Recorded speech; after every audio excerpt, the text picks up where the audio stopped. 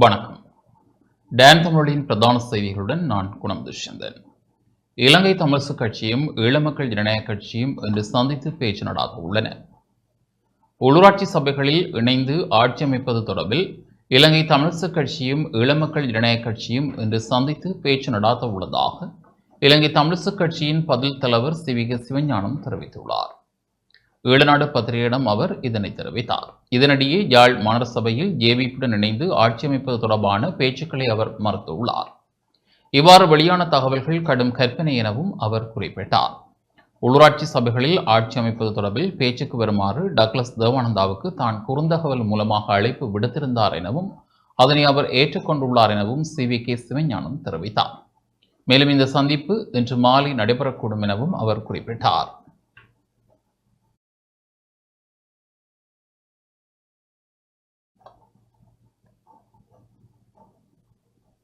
Japan அரசாங்கத்துடன் கனிவெடி அகற்றும் ஒப்பந்தம் கைச்சாத்திடப்பட்டுள்ளது. வடக்கு கிழக்கு மாகாணங்களில் கனிவெடிகளை அகற்றி 4462 பேரை மீள்குடியேற்றி வாழ்வாதாரத்தை மேம்படுத்தும் செயற்பாட்டுக்காக கனிவெடி அகற்றும் நிறுவனமான மக் நிறுவனம் ஜப்பான் அரசாங்கத்துடன் ஒப்பந்தம் ஒன்றில் கைச்சாத்திட்டுள்ளது. இலங்கை கனிவெடி இல்லாத நிலையை அடைவதற்கு ஜப்பான் அரசாங்கத்தின் நீண்டகால ஒத்துழைப்பின் தொடர்ச்சியாக இந்த ஒப்பந்தம் அமைந்துள்ளது. இந்நிகழ்வில் ஜப்பான் தூதரத்தின் அதிகாரி ஹாமோஷிதா நாகே, கனிவெடி அகற்றும் நிறுவனத்தின் இலங்கைக்கான பிரதிநிதி ஜிங் ஹார்வில் ஆகியோர் கலந்து கொண்டனர். இதுவரை ஜப்பான் அரசாங்கத்தின் ஆதரவுடன் மக் நிறுவனமானது வடக்கு கிழக்கில் 29,28,832 கனமீட்டர் நிலத்தை விடுவித்துள்ளதுடன் 6,918 கனிவெடிகளை பாதுகாப்பாக அகற்றி அளித்துள்ளன. இதனை அந்நிறுவனத்தின் அதிகாரி ஒருவர் தெரிவித்துள்ளார். இதனால் 45,000க்கும் மேற்பட்ட மக்கள் பயன் அடைந்துள்ளனர் என தெரிவித்த அவர், இந்த புதிய திட்டம் மேலும் 1,55,936 கனமீட்டர் நிலத்தை விடுவிக்கவும், மேலும் 4,462 பேரை மீள்குடியேற்றம் செய்து அவர்களின் வாழ்வாதாரத்தை மேம்படுத்த உதவும் என தெரிவித்தார். இதேவேளை இலங்கையில் நல்லிணக்கத்தை மேம்படுத்துவதற்கும் அமைதி மற்றும் வளர்ச்சியை முன்னேற்றுவதற்கும் கனிவெடி அகற்றுதல் முக்கியமானது என்ற அடிப்படையில் 2002 முதல் 10 கோடியே 11,82,769 கனமீட்டர் நிலத்தை மக் நிறுவனம் கனிவெடிகள் அற்ற பிரதேசமாக விடுவித்துள்ளது.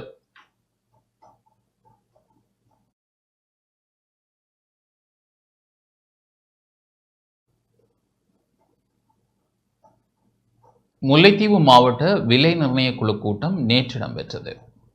முல்லைத்தீவு மாவட்டத்தின் 2025ஆம் ஆண்டுக்கான மாவட்ட விலை நிர்ணய குழு கூட்டம் மாவட்ட அரசாங்க அதிபர் ஆனா உமா மகேஸ்வரன் தலைமையில் மாவட்ட செயலக பண்டாரவன்னியன் மாநாட்டு மண்டபத்தில் இடம்பெற்றது. குறித்த கூட்டத்தில் பொருட்கள் மற்றும் சேவைகளின் விலைப்பட்டியல் தொடர்பாக விரிவாக ஆராயப்பட்டது. மேலும் தொழிலாளர் கூலி மற்றும் வாகன வாடகை, கட்டட மூலப்பொருட்கள் தொடர்பான விலை நிர்ணயம் தொடர்பில் தீர்மானங்கள் எடுக்கப்பட்டன. இந்த கலந்துரையாடலில் மேலதிக அரசாங்க அதிபர் எஸ். குணபாலன், மாவட்ட திட்டமிடல் பணிப்பாளர், மாவட்ட செயலக பிரதம கணக்காளர், பிரதேச செயலாளர்கள், உதவி பிரதேச செயலாளர்கள், உதவி திட்டமிடல் பணிப்பாளர்கள், துறை சார்ந்த திணைக்களங்களின் உத்தியோகஸ்தர்கள், தொழில்நுட்ப உத்தியோகஸ்தர்கள், பதிவு செய்யப்பட்ட ஒப்பந்ததாரர்கள் மற்றும் அவர்களின் பிரதிநிதிகள் கலந்து கொண்டனர்.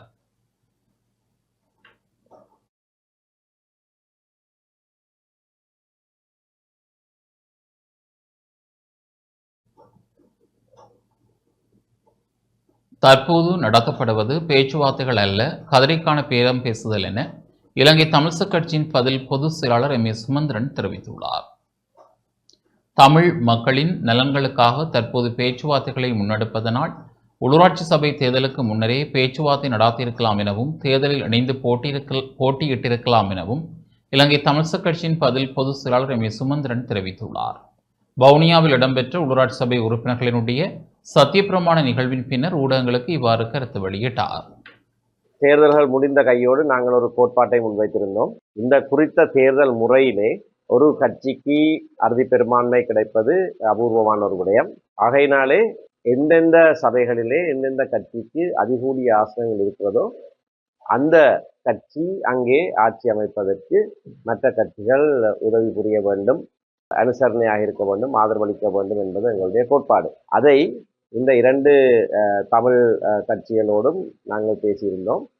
இரண்டு தரப்பினரும் எங்களோடு பேசின போது இந்த கோட்பாட்டை முழுமையாக ஏற்றிருந்தார்கள். ஜனநாயக தமிழ் தேசிய கூட்டணியை பொறுத்த வகையிலே எங்களோடு இப்படியான ஒரு கோட்பாட்டு இணக்கப்பாட்டுக்கு வருகிற போது அவர்கள் எங்களுக்கு சொன்ன விடயம், 35 சபைகளிலே இலங்கை தமிழரசு கட்சி ஆட்சி அமைப்பதாகவும் ஒரே ஒரு சபையிலே மட்டும்தான் அவர்கள் ஆட்சி அமைக்கக்கூடியதாகவும் இருக்கிறது என்பதை சொன்னார்கள். அதாவது வவுனியா மாநகர சபையிலே. ஆகையினால் வேறு சில சபைகளிலேயும் ஒரு நல்லெண்ண அடிப்படையிலே தங்களுக்கு ஆட்சி அமைப்பதற்கு உதவி செய்யுமாறு கேட்டிருந்தார்கள். நாங்கள் அதனை நிராகரிக்கவில்லை. மாந்தை மேற்கிலே அவர்கள் கேட்ட ஒரு சபை மாந்தை மேற்கிலே அதற்கான இணக்கப்பாடு எய்தப்பட்டது.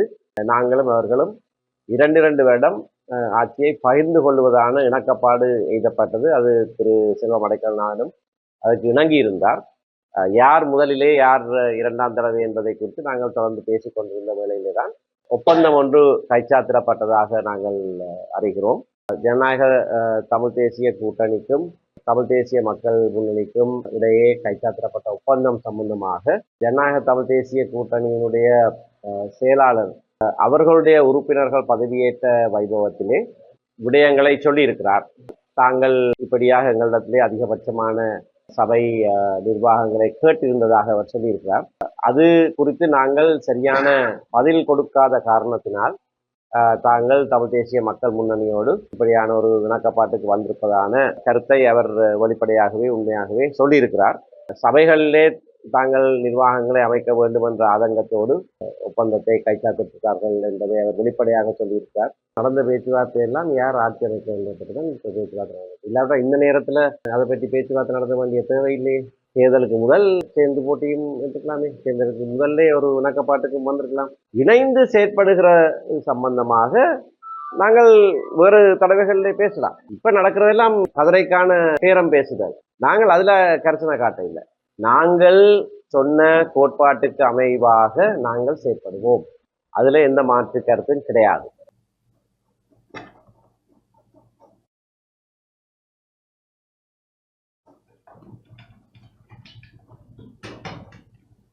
யாழ்ப்பாணம் செம்மணி சித்துப்பாத்தி மயானத்தில் நேற்று 6 மண்டையோட்டு தொகுதிகள் அடையாளம் காணப்பட்டுள்ளன. யாழ்ப்பாணம் அரியாலை செம்மணி சித்துப்பாத்தி மயானத்தில் நேற்று 6 மண்டையோட்டு தொகுதிகள் அடையாளம் காணப்பட்டுள்ளன. நேற்று முன்தினம் 2 மண்டையோட்டு தொகுதிகள் கண்டெடுத்து பொதி செய்யப்பட்டன. நேற்று 3வது மண்டையோட்டு தொகுதி பிரித்தெடுக்கப்பட்டு பொதி செய்யப்பட்டுள்ள நிலையில் 4வது மண்டையோட்டை அகழ்ந்தெடுக்கும் நடவடிக்கை இடம்பெற்றது. நேற்று மேலும் 6 மண்டையோட்டு தொகுதிகள் அடையாளம் காணப்பட்டுள்ளன. இதேவேளை நீதிமன்ற சட்ட வைத்திய அதிகாரி வைத்தியர் பிரணவனிடம் மனித புதைக்குழியாவதற்கான அறிக்கையை சமர்ப்பிக்குமாறு கோரப்பட்டுள்ளது. செம்மணி சிந்துபாத்தி புதகுழி வழக்கு யாழ் நீதவான் ஆனந்தராஜா அவர்களினால் எடுத்துக்கொள்ளப்பட்டது. 3வது மனித ஓட்டு தொகுதி பிரித்தெடுக்கப்பட்டு பொதி செய்யப்பட்டு பாதுகாப்பாக வைக்கப்பட்டது. இதே நேரம் இன்னும் 5-6 மண்டையோட்டு தொகுதிகள் அடையாளம் காணப்பட்டிருக்கின்றன. தொடர்ந்து அகழ்வு பணி நடைபெறும். மண்டையோட்டு தொகுதிகள் அல்லாத பிற எச்சங்கள் நீதிமன்ற கட்டுக்காவலில் வைக்கப்பட்டிருக்கு. நீதிமன்றம் சட்ட வைத்திய அதிகாரி பிரணவனிடம் இது ஏற்கனவே சொல்லப்பட்டது போல் மனித புதகுழியாவதற்கான அறிக்கையை சமர்ப்பிக்க சொல்லி கேட்கப்பட்டிருக்கிறது. இது சம்பந்தமான வழக்கு 6ஆம் தேதி திறந்த நீதிமன்றத்தில் அழைக்கப்பட இருக்கின்றது 2 மணி அளவில். இந்த அகழ்வு பணி தொடர்ந்து நடைபெற்று கொண்டிருக்கின்றது. கட்டுமான பணிகள் ஆரம்பிக்கப்பட போல் எடுக்கப்பட்ட பொருட்களும் சேகரிக்கப்பட்டு வைத்திருக்கின்றன. ஆனால் அதுக்கான ஆய்வுகள் இன்னும் நடைபெறவில்லை. அந்த ஆய்வுகளின் பிற்பாடு அறிக்கைகளில் சமர்ப்பிக்கப்பட இருக்கின்றன. கிட்டத்தட்ட அண்ணளவாக 4 மனித எச்சங்கள் மேலதிகமாக அடையாளம் காணப்பட்டிருக்கின்றன. அண்ணளவாக 8க்கு மேற்பட்ட மனித எச்சங்கள் காணப்படும் என்று கூறக்கூடியதாக இருக்கின்றன.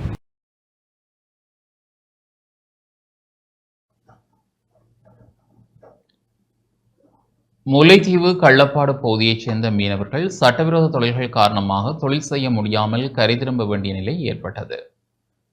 முல்லைத்தீவு மாவட்டத்தின் கள்ளப்பாடு பகுதியைச் சேர்ந்த மீனவர்கள் நேற்று இரவு கடல் தொழிலுக்கு சென்ற போது கடலில் அவர்களுடைய வலைகளை போட்டு தொழில் செய்ய முடியாத அளவுக்கு சட்டவிரோத தொழில் இடம்பெற்றதனால் அவர்கள் கரை திரும்ப வேண்டிய நிலை ஏற்பட்டது. எனினும் கடற்றொழிலுக்கு சென்ற மீனவர்கள் மேலும் சில மீனவர்களை அழைத்து அங்கு சட்டவிரோத மீன்பிடியில் ஈடுபட்டிருந்த 6 மீன்பிடி படகுகளை கள்ளப்பாடு கடற்கரைக்கு கொண்டு சென்றனர். இந்த சட்டவிரோத மீன்பிடி வள்ளங்கள் மீனவர்களால் கரைக்கு கொண்டு வரப்பட்ட நிலையில் கடற்றொழில் நீரியவள திணைக்களத்திற்கும் கடற்படைக்கும் அறிவித்திருந்த போதும் 2 தரப்பினரும் அந்த இடத்துக்கு செல்லாத நிலையில் அங்கு முருகல் நிலை ஏற்பட்டது. அதனையடுத்து மீனவர்கள் முல்லைத்தீவு போலீசாருக்கு குறித்த விடயம் தொடர்பில் தெரிவித்த நிலையில் 2 தரப்பினருக்கும் இடையில் முரண்பாடுகளை தவிர்க்கும் முகமாக 6 மீன்பிடி படகுகளையும் 6 மீனவர்களையும் போலீசார் முல்லைத்தீவு போலீஸ் நிலையத்துக்கு அழைத்து சென்றனர். சிலாவம் பகுதியிலிருந்து சென்று முல்லைத்தீவில் மீன்பிடியில் ஈடுபடுகின்ற 2 மீன்பிடி படகுகளும், திருவோணமலை புல்மோட்டை பகுதியைச் சேர்ந்த 2 மீன்பிடி படகுகளும், முல்லைத்தீவைச் சேர்ந்த 2 மீன்பிடி படகுகளும் என 6 மீன்பிடி படகுகளுடன் 6 மீனவர்கள் கைது செய்யப்பட்டுள்ளனர். கைதான மீனவர்கள் கள்ளப்பாடு கடற்றொழிலாளர்கள் தங்களுடைய பொருட்களை கொள்ளையிட்டதாக பொய்யான முறைப்பாடுகளை செய்து தப்பித்துக் கொள்ள முயல்வதாகவும், திணைக்களங்கள் உரிய நடவடிக்கைகளை எடுக்கவில்லை எனவும், சம்பவ இடத்துக்கு வரவில்லை எனவும் குழப்பம் அடைந்து முல்லைத்தீவு போலீஸ் நிலையம் முன்பாக நேற்று காலை முதல் மீன்பிடி அமைப்புகளின் பிரதிநிதிகள் மீனவர்கள் பலர் திரண்டிருந்தனர்.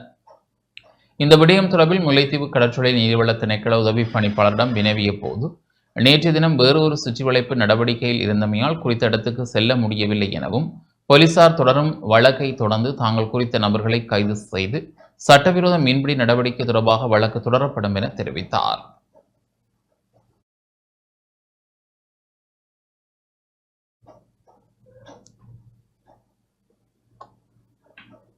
சட்டவிரோத கடற்றொழில் நடவடிக்கைகளை கட்டுப்படுத்தி வாழ்வாதாரத்தை பாதுகாக்க வேண்டும் என முல்லைத்தீவு மீனவர்கள் கோரிக்கை விடுத்துள்ளனர். சட்டவிரோத கடற்றொழில் காரணமாக தமது வாழ்வாதாரம் பாதிக்கப்படும் நிலையில் சட்டவிரோத தொழில் நடவடிக்கைகளை கட்டுப்படுத்தி தமது வாழ்வாதார நடவடிக்கைகளை மேம்படுத்த அனைத்து தரப்பினரும் உதவி புரிய வேண்டும் என முல்லைத்தீவு மீனவர்கள் கோரிக்கை விடுத்துள்ளனர். நேற்று முல்லைத்தீவு ஊடக அமையத்தில் இடம்பெற்ற ஊடகவியலாளர் சந்திப்பில் மீனவ சங்கங்களைச் சேர்ந்த பிரதிநிதிகள் இவ்வாறு கோரிக்கை விடுத்தனர்.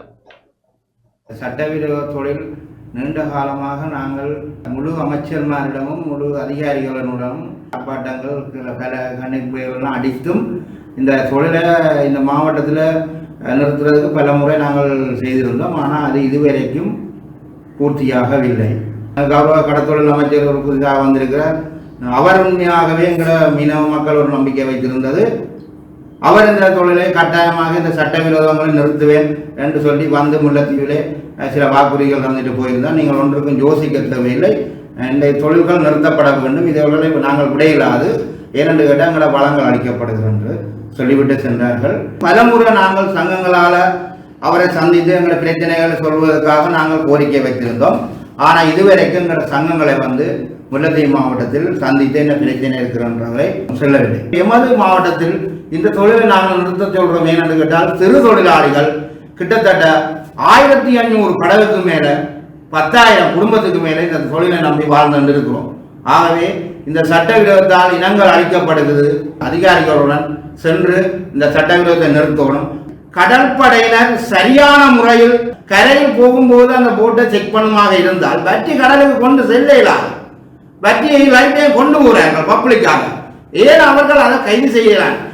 கௌரவ கடத்தொழில் அமைச்சர் உடனடியாக இனிமேல் இப்படியான ஒரு பிரச்சனை தீர்க்காமல் இருக்கணும் என்றால் குறிப்பிட்ட நாளைக்கு முன்னத்து அரசாங்க அதிபருடன் கதைத்து அவர்கிட்டையும் கோரிக்கை கூப்பிட்டு எமது 38 சங்கங்களையும் கூப்பிட்டு இதுக்குரிய நல்ல தீர்வை சேர்த்து ஒரு குழுவை தெரிவு செய்து நீதியல் வழக்கத்துடனும் கடற்படையுடனும் சேர்ந்து இந்த சட்டவிரோத தொழிலை செய்த மக்களின் வாழ்வாதாரத்தை மேற்கொள்வதற்கு முன்வரணும். நாங்கள் மிகவும் தாழ்மையாக கேட்டுக்கொண்டிருக்கின்றோம். நேவியையும் சரி எமது போலீசாரையும் சரி எமது வாழ்வாதாரத்தையும் எமது மக்களையும் காப்பாற்றுவதற்கு சட்டவிரோத தொழிலை நிப்பாட்டி தருமாறு. இந்த சட்டவிரோத தொழிலாளர் தான் எமது வாழ்வாதாரம் மிகவும் பாதிக்கப்படுது. இந்த சுருக்கொலை என்ற தொழில் மூலம் 1000 கிலோ கணக்கில் வந்து மீன்களை பிடிச்சு கொண்டு போயிடும். சிறிய மீன்கள் அந்த சின்ன சின்ன இனங்களை கூட அந்த குறுகிய கண்பாட்டு வேலைகள் மூலமாக அளிக்கப்படுது. முல்லைத்தீவு மாவட்ட தற்காலிக பேருந்து நிலைய பகுதிகளில் சிரமதான பணி முன்னெடுக்கப்பட்டது. சுற்றடல் வாரத்தை முன்னிட்டு முல்லைத்தீவு மாவட்ட பிராந்திய சுகாதார சேவைகள் பணிப்பாளர் பணிமனையினால் முல்லைத்தீவு மாவட்ட தற்காலிக பேருந்து நிலையத்தை சூழ உள்ள பகுதிகளில் சிரமதான பணி முன்னெடுக்கப்பட்டது. மாவட்ட உளநல ஒருங்கிணைப்பு வைத்திய அதிகாரி சீனா விதுரன் தலைமையில் இடம்பெற்ற சிரமதான பணியில் மாவட்ட செயலக நிர்வாக உத்தியோகஸ்தர், பிராந்திய பல் வைத்திய நிபுணர், கணக்காளர், பொது சுகாதார பிரசோர்கள், அபிவிருத்தி உத்தியோகஸ்தர்கள், முகாமித்துவ உதவியாளர்கள், சாரதிகள் என பலர் பங்கேற்றனர்.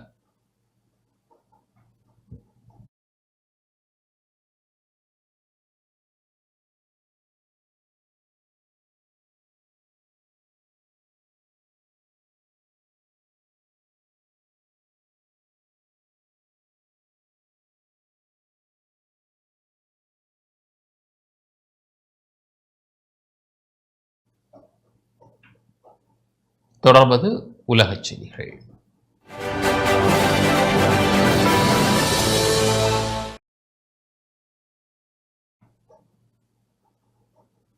காசாவில் இஸ்ரேல் நேற்று நடாத்திய தாக்குதலில் 27 பேர் உயிரிழந்துள்ளனர். காசாவில் இஸ்ரேல் இராணுவத்தினர் நேற்று நடாத்திய வான்வழி தாக்குதலில் 27 பேர் உயிரிழந்ததுடன் பலர் காயமடைந்துள்ளனர்.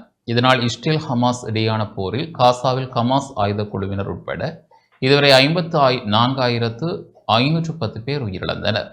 அத்துடன் லட்சக்கணக்கானோர் காயமடைந்துள்ளனர். இவ்வாறான நிலையில் காசாவை முழுமையாக கைப்பற்றும் நோக்கில் இஸ்ரேல் தீவிர தாக்குதலை நடாத்தி வருகின்றது.